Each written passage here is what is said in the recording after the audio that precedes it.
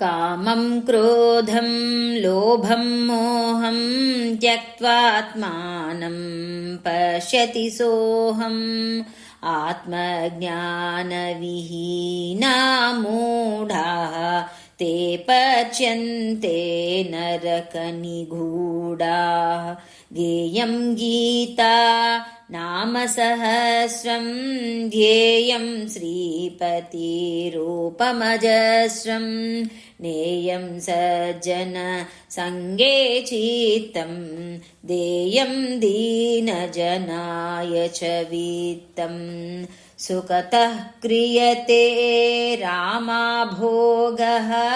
पश्चाद्धन्तशरीरे रोगः यद्यपि लोके मरणं चरणं तदपि न मुञ्चति पापाचरणम्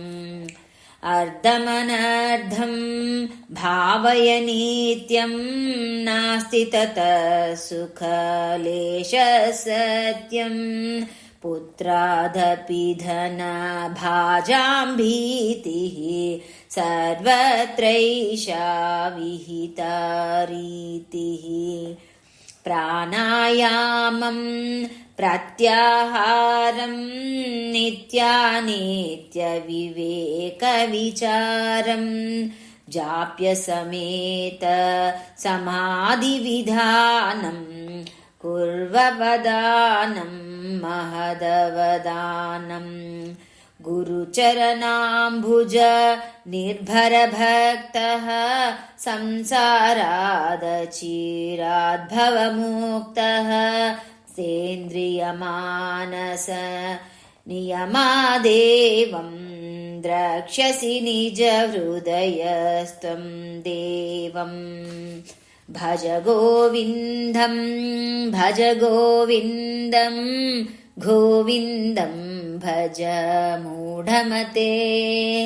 सम्प्राप्ते सन्निहिते काले नहि रक्षति दृक्कुंकरणे। इति श्री शंकराचार्य विरचित भज गोविन्द स्तोत्रं सम्पूर्णम्।